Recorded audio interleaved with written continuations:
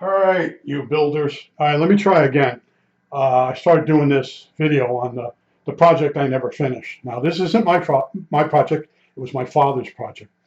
Now, after my mother died, he was sitting at the kitchen table and he started reminiscing. You know, there was this coach I always wanted to build, or stage coach.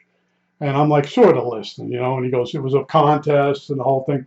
And what it really was a coronation coach for the Queen, and it was some type of a centennial or something in England. And Popular Science had a contest, and they gave you the plans, and they were really bad plans. Nobody could build it. There were kits involved. There was different levels of what people did, whether they got help or they bought a semi kit. Well, anyway, that's what he really wanted. But he kept saying stagecoach, stagecoach, stagecoach. So he wrote Popular Science, and they sent him plans. I can tell you where to get these plans. This is actually out of the book. This isn't a copy. So they sent him a bunch of really bad photocopies. And he goes, I can't read these.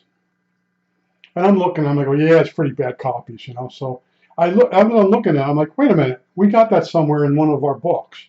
What do you mean? I don't know. I go down in the basement, I go through the books, and it's in the Popular Science and Mechanics Encyclopedia. You can find it as a PDF online. It's under Stagecoach in them, or it's under Models. I don't remember which, but anyway, you can find the plans for the Stagecoach. And I'm going to tell you where the mistakes are. All right, because there are mistakes. So anyway, I get down, I get him the book, and I give it to him. And then the next night at dinner time, oh, what are those squares? I don't understand what the squares are for. See these squares? Can you see them with it?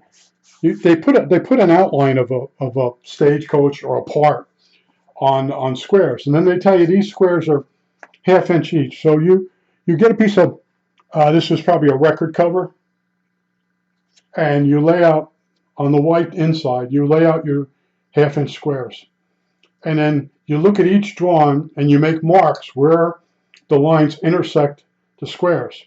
And then you take either a ruler or a French curve and connect them.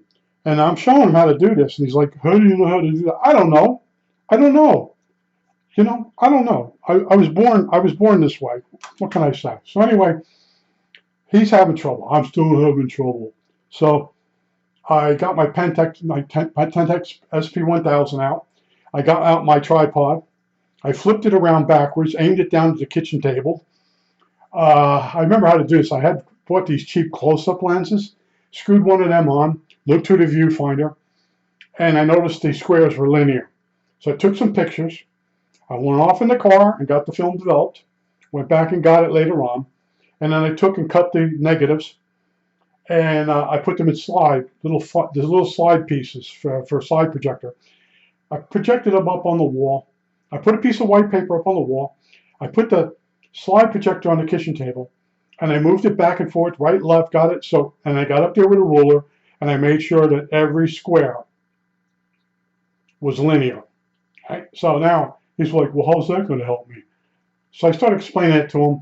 Now he's standing in the way of the beam. All right, so I said, stand off to the side. Well, I can't see then. I'm like, oh, I said, you're due for another pair of glasses. So I ended up doing it. I ended up doing the squares and then the marks and drawing it and the whole thing and making them those templates I showed you. So anyway, he goes off and he starts building. And months go by, and all he has done are the spokes. Now, let me show you the spokes real quick. See the spoke in the wheel? They're not even correct because there's a mistake in the plans. These spokes are not for a stagecoach. They're probably for some type of heavy freight cart. So anyway, he wanted those spokes to be so perfect that they'd fit in that hub without any sanding. So the real way you make them close, and then you sand each spoke. It's got a wedge on the bottom. You sand each spoke a little bit so they all fit in the hub. And he wanted it, so he spent 3 months making the spokes. I'm not kidding you. We had spokes boxes and boxes of spokes going out in the garbage. Now, I'm going to tell you right now, that's senility. There's something wrong. There was something wrong, and it only got worse after that. So anyway, he starts working on it, and some woman calls him up that he knew from when he was a kid. She was married to his second cousin or whatever. She had the same last name as us. He starts palling around with her. So he was cobbling the Stagecoach together with these giant nuts and bolts, trying to get it done. Now, what you're looking at are his wheels, and the rest of everything I built. I did it correctly, and I'm sorry I even touched it. So anyway, we're sitting at the dinner table, and he says, so-and-so is teasing me that I'm not finishing the Stagecoach. And he says, can you help me? So I got out what he made. I put lumps of clay under stuff and sticks, and I doctored the whole thing up so we could take pictures. So he carried those pictures around, and he showed everybody. All right? And then he died. So at his wake, are you going to finish the Stagecoach? Everybody just goes, you got to finish the Stagecoach. Like a fool, I continued the project. And then you notice the Stagecoach, see, it's in frame. You notice there's no door in there. I had this finished, and someone said, those doors don't open and close. So I redid it so they open and close. That's not part of the plans. I have all the parts done, all the pieces, and what happened? They said to me, how are you going to carve the horses? That was it. Everybody automatically, they never built anything in their life. They all switched to bothering me. Oh, you got to have horses. You got to carve horses. All right. So I'll just give you a quick tour. Stagecoach wheels really turn. There's a brake system here. Let's see if it moves today. No, it's not going to move today. There's a brake system. Now, here's the first mistake the guy did. The brake lines, the rods, or pushers, they actually go through one of the axles. So the guy's plans are wrong. All right, here's what he did. You see that picture of that Stagecoach that's finished? That's from the Wells Fargo Museum. He took that picture. He took that picture. He took a picture of himself on a machine cutting the part out. And he drew up some of this stuff, but he made mistakes. And the reason he made mistakes was he never built this. This stuff here is from another set of plans. See, I went digging. The more you dig in life, the more you realize he got paid for the article, but some of this stuff is somebody else's work. Let's see if I got the one for the, if you go on the internet, yeah, you go on the internet, you'll see that drawing. See that drawing? Go download this and you can see it better. It's like Popular Electronics, Popular Science, and Mechanics Encyclopedia. This is everywhere on the internet. And there's something wrong with the spokes, the tapering of the spokes. They're not right. And I thought that there's that guy does the carts. I was going to scan this and say to him, can you see what's wrong with it? And then tell him I actually built it. So you say, well, why don't I finish it? Because I'm not carving horses. I don't want this thing anywhere in my house that I have to look at it. So it sits up in a closet. And I just wanted to show you that there's a mistake on the brakes. The push rods go through the front axle. And how I found that out was I went up to Space Farms, and someone says, oh, they had a Stagecoach, and they had the push rods going through the axle. And that was the thing. My father had the push rods coming down outside, and then there's this system here.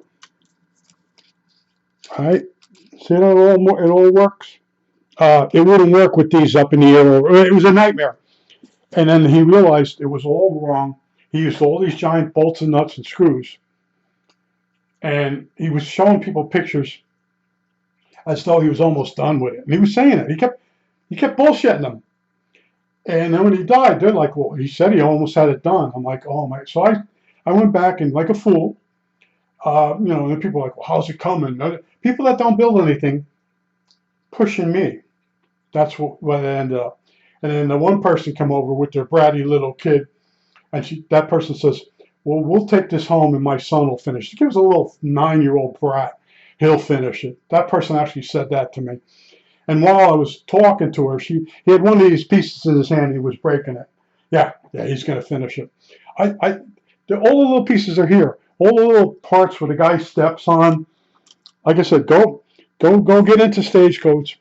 And there were 2 other guys that were master woodworkers. And they said, let me see this thing. They saw this. I gave them the plans. And the next day I saw them. They're like, you're out of your mind. How did you do that? How did you make this part? I said, don't start asking me how to make each part, because you're never going to build it. What? You're never going to build it. I know how hard this is. And right in this, when you read the article, it's going to tell you it's probably the hardest model you could ever build. Can you see the luggage rack? There's a luggage rack on the top of this. All right. And these are boards that keep the luggage from slipping around. Yeah. And the windows have moldings around them.